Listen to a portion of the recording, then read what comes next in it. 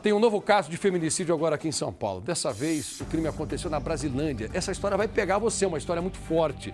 É da Zona Norte agora. A Thalita de Souza Santos foi morta pelo marido dela com uma marreta. Marivaldo é o cara brutão que eu vou mostrar pra você. Quem tem coragem de pegar uma marreta e partir pra cima de uma mulher que um dia ele chamou do grande amor da vida dele? Por que ele fez isso? Os vizinhos encontraram os dois mortos dentro do quarto da casa. E aí chamaram a polícia. Ele primeiro mata a mulher amarretada e depois se enforca. Olha o covarde que eu vou te apresentar agora. Põe no ar.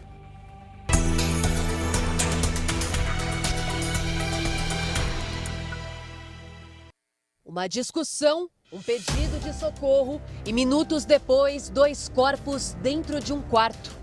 Thalita foi encontrada morta com ferimentos causados por uma marreta. Ao lado dela, o companheiro também estava sem vida. Agora, a investigação tenta entender o que aconteceu dentro dessa casa, antes do crime que terminou em uma cena assustadora. Quando eu desci para ver, eu vi uma cena de muita crueldade. Ela estava deitada de bruços na cama, sem roupas. Ele estava enforcado aos pés da cama dela. A movimentação de viaturas e o clima de comoção tomaram conta do Jardim Vista Alegre, na Brasilândia, zona norte de São Paulo. Foi nos fundos desta casa que policiais militares encontraram uma cena de extrema violência. Thalita de Souza Santos, de 23 anos, estava deitada de bruços, nua, semicoberta e com diversos ferimentos pelo corpo. Ao lado da vítima, a polícia encontrou uma marreta. Uma faca também foi apreendida no quarto. Marivaldo de Brito Costa, o companheiro de Thalita, foi encontrado morto ao lado da cama. Segundo a polícia, ele se enforcou com um fio no pescoço. Os joelhos do homem estavam apoiados sobre a cama. O SAMU foi chamado, mas o casal já estava sem vida. Thalita era descrita pela família e pelos amigos como uma jovem alegre muito querida por todos. Mãe de uma menina de 8 anos, ela tentava conciliar a rotina da casa com os cuidados com a filha que teve com o Marivaldo. A vítima trabalhava em uma pizzaria da região. A nossa equipe conversou com uma colega de trabalho dela, que ficou surpresa com a notícia da morte de Thalita. Pra falar a verdade, até agora, minha ficha ainda nem caiu, sabe? Porque de repente, isso daí, né? Thalita era uma mulher maravilhosa, sabe? Muito brincalhona, muito legal. Testemunhas disseram que o casal mantinha um relacionamento conturbado, marcado por discussões constantes. Os vizinhos de cá de baixo falaram que eles estavam constantemente brigando muito. Diz que já tinha umas 2 semanas que eles estavam em conflitos. Por que eles brigavam? Ele era ciumento com ela? Ele era muito ciumento, possessivo. Os vizinhos disseram que horas antes de morrer, Thalita pediu socorro. A mulher dizia que não queria mais Marivaldo dentro de casa. E disse que ela já tinha pedido para ele sair de casa e ele não estava aceitando o fim do relacionamento. Imagino que foi um desespero quando você entrou na casa e viu aquilo. Nunca imaginou encontrar uma cena como aquela? Sim, nunca imaginei. Eu não dormi à noite, não vou mentir para você, não consegui dormir, não estou conseguindo digerir agora tanta crueldade, porque foi amarretadas, né? Ele matou ela a marreta. Pouco tempo depois, pessoas que estavam próximas à casa entraram na residência. Foi neste momento que encontraram os dois corpos no quarto e chamaram a polícia. O assassinato de Thalita provocou desespero entre os familiares. Os pais e uma prima da vítima estiveram na frente da casa logo depois do crime. Emocionados, não quiseram gravar entrevista.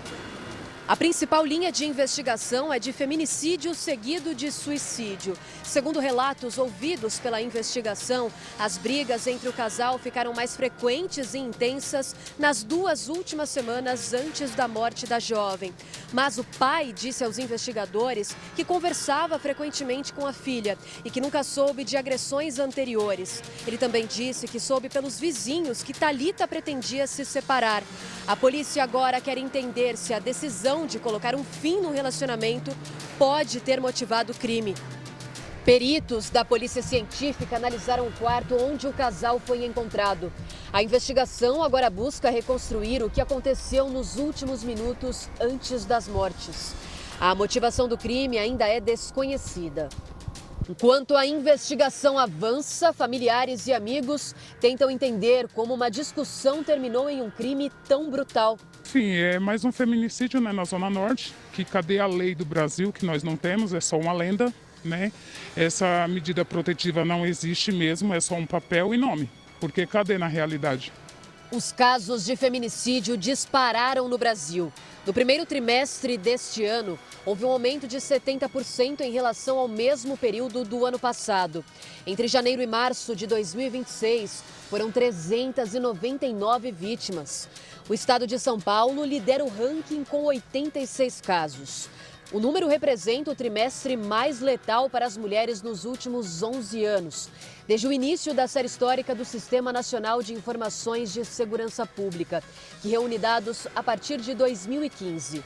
Nestes 11 anos, o número de casos no Brasil pulou de 125 para 399, um aumento de aproximadamente 219%. O patamar atual equivale a uma média de 4 mortes por dia.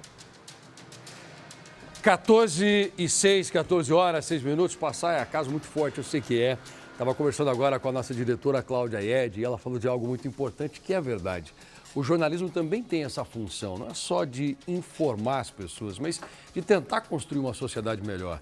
Eu sempre ouvi uma frase que eu gosto demais. O jornalismo ele tem a função muito maior do que informar, que é a função de formar novos cidadãos. Tem gente que está assistindo agora, pessoa que está começando, daquele moleque que vai formar uma família lá na frente, para não ir para esse mesmo rumo, porque é o caminho da morte, o caminho da destruição.